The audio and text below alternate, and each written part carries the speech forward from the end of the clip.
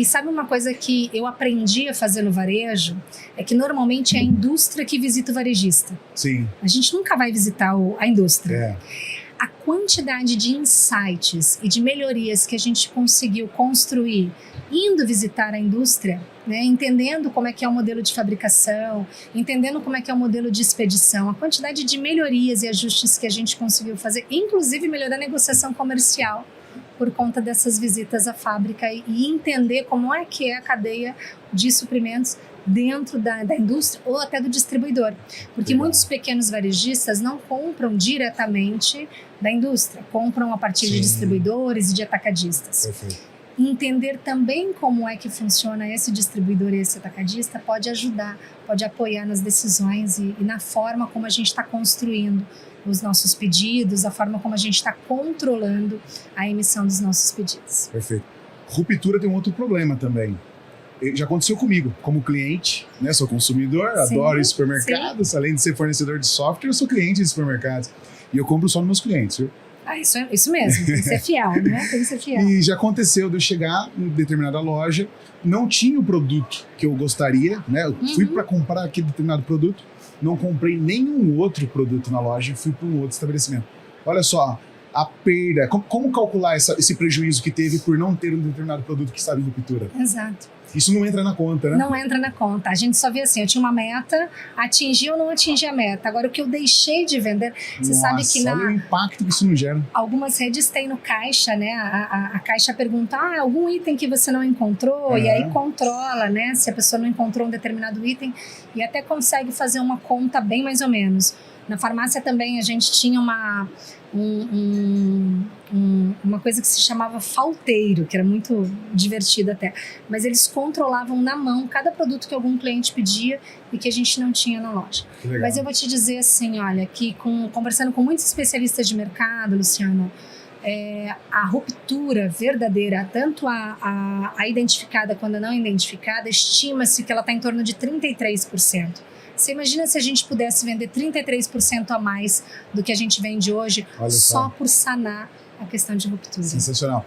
Sibeli, na sua opinião, a sua opinião pessoal, tá? Depois, se você quiser trazer dados também de outros especialistas, qual que é o nível de serviço aceitável de fornecedores para o supermercado? Olha, na minha opinião pessoal, e o que eu colocava como meta para todas as minhas equipes, é que a gente tinha que chegar a 97%. 97%? 97%. Eu vou contar uma coisa para você. Nos Estados Unidos, Walmart dos Estados Unidos, se o fornecedor entregasse abaixo de 99%, 99%, ele já começava a pagar multa. Ah, é? Tinha uma cláusula de multa. Isso impacta na venda do grupo. Que impacta na venda, exatamente. Perfeito. E era uma forma também de fazer com que o nosso fornecedor nos priorizasse na hora de tomar a decisão. Eu tenho 100 toneladas para distribuir no mercado. Quem é que eu priorizo? Priorizar aquele que eu tenho maior impacto se eu deixar de atender. Então, esse também era um ponto muito importante. É claro que para chegar em 97% no Brasil é um grande desafio. É um grande desafio.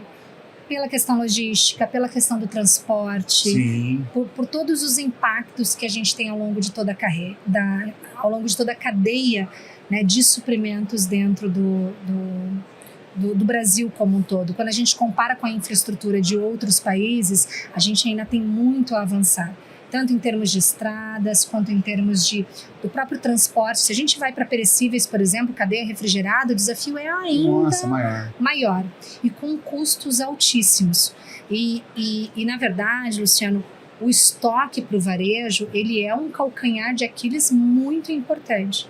Então, se a gente consegue ter um alto nível de serviço, a gente consegue ter menos dias de estoque dentro de casa. Perfeito. Porque quando eu vou determinar qual a quantidade de dias de estoque que eu tenho que ter dentro de casa para evitar a ruptura, eu tenho lá um percentual desse algoritmo que são os dias de segurança. A gente chama de estoque de segurança. Sim. Para garantir que eu não tenha ruptura, que eu não deixe, que não aconteça o que aconteceu com você. Perfeito. Você ir até a minha loja, procurar o produto e vai embora, e eu nem sei que você procurou por aquele produto e ainda deixou de comprar vários outros que estariam dentro da sua cesta de produtos.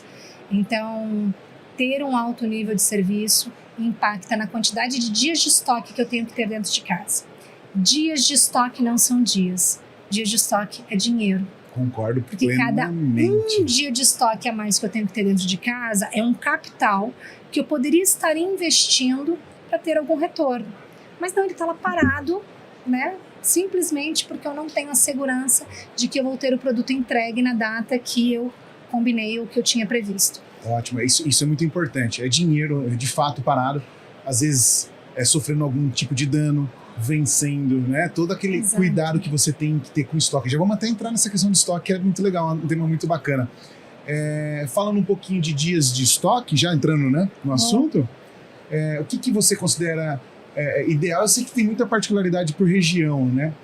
Não tem como você medir essa efetividade, por exemplo, São Paulo, Rio, em outras regiões do interior, né? Você pega a capital, você vai para o interior, já muda um pouquinho, né? Então você tem que ter essa análise por regiões, né? Mais ou menos assim, nessa linha que vocês seguiam. E também tem muito a ver com o posicionamento da rede. Então, se eu sou uma rede que quer entregar serviço, eu vou ter um nível de estoque um pouco maior, eu vou ter uma quantidade de produtos um pouco maior, para garantir que eu não vou ter ruptura de maneira alguma. Agora, se eu sou uma rede focada em preço, o nível de investimento em estoque que eu tenho que fazer tem que ser um pouco menor, senão eu não dou conta, né, de ser tão agressivo em termos de precificação, porque quando eu aumento a minha quantidade de dias de estoque, eu estou empatando o capital. Perfeito. Então, é muito difícil, sem fazer análise do posicionamento estratégico, da região, de qual o tempo de entrega de cada um dos fornecedores que faz parte do escopo daquele varejista. É preciso entender quais são as negociações que você tem com cada um dos fornecedores, porque se eu tenho, por exemplo, 30 dias de estoque dentro de casa, mas eu pago esse estoque em 15 dias, eu estou pagando para ter o estoque. Concordo. Não é? Sim. Agora, se eu tenho 15 dias de estoque dentro de casa e eu pago em 30 dias, eu estou financiando esse estoque a partir da negociação junto ao fornecedor. Ótimo. Então, para que eu possa definir qual é o número de dias ideais para o meu comércio, para o meu negócio, eu preciso avaliar essa série de fatores, né, para poder decidir o quanto eu posso ter dentro de casa e o quanto isso impacta no meu fluxo de caixa. Porque, Luciano, eu conheço varejistas que têm uma rentabilidade incrível e que quebraram. Sério? Porque não souberam gerir o fluxo de caixa. É um ponto muito sensível, não é? É muito sensível. Fluxo de caixa para o varejista é um ponto extremamente sensível. Ele pode ser muito rentável. Pode chegar no final do mês, olhar para o seu demonstrativo de resultado e ver lá um duplo dígito na última linha. E quebrar porque não tem dinheiro no caixa, porque teve que pagar os fornecedores antes de receber dos seus clientes. Então, dias de estoque tem esse outro fator que eu preciso analisar. Qual é o prazo médio de recebimento que eu tenho dos meus clientes? É porque o meu cliente vai me pagar à vista ou ele vai me pagar no cartão de crédito, eu vou levar um tempo para receber da operadora de cartões, eu vou antecipar, não vou antecipar, se eu antecipo eu pago taxa, quanto custa esse dinheiro, né? É margem, sem né? dúvidas. Cada 0,01% de margem no varejo impacta muito. Então, a cadeia de suprimentos, ela é extremamente sensível, ela precisa ser gerida de ponta a ponta para garantir que a gente tenha um negócio saudável, né? E aí tem uma coisa, Luciano, que é outro calcanhar de Aquiles que eu sempre gosto de falar, porque eu fui de área comercial durante muito tempo, da área de compras, que são as promoções e as ofertas. E a gente que é da área de compras, que é da área comercial, a gente adora uma oferta, uma promoção do fornecedor. Adora, né? Que a gente consegue repassar uma parte, consegue melhorar a margem, consegue apoiar o resultado. Mas existe um indicador que poucos varejistas utilizam. Ele se chama GMROI. GMROI. Conte-me mais sobre isso. Quase ninguém usa GMROI. O que o GMROI faz? Ele ajuda a gente a calcular o quanto de estoque a mais eu estou comprando e qual vai ser o percentual de retorno desse estoque a mais que eu estou comprando para aquela promoção. Perfeito. Que você está comprando um volume maior, exato, né, para ter uma negociação melhor. Exato. Só que isso, de alguma forma, também vai ficar no seu estoque. Exato, ele tem um impacto, né? E o GMROI, ele calcula qual é a margem do meu estoque. Qual é a margem que aquele estoque está me gerando? Então, quando eu aumento muito o volume de estoque em função de uma ação, eu faço uma previsão de giro. E existe ali um ponto de equilíbrio entre a margem que isso está me gerando versus a quantidade de estoque que eu estou trazendo para dentro de casa. Que legal. E poucas pessoas fazem esse cálculo de GM, ROI, e que a gente utilizava muito para embasar as nossas negociações. E muitos dos nossos fornecedores já sabiam que a gente utilizava esse indicador, então quando eles traziam uma proposta, eles já traziam uma proposta com o cálculo feito. Que legal. E aí o nosso nível de assertividade e de entrega de resultados em todos os indicadores, porque não é só venda. Sim. A área comercial, a área de suprimentos, ela tem que estar olhando para vendas, para margem, para o nível de estoque, para o nível de serviço, para o dias de estoque, para o impacto no fluxo de caixa, que é esse equilíbrio, né, entre a quantidade de dias de estoque que eu tenho versus a quantidade de dias de recebimento, né, de dias de pagamento aos meus fornecedores.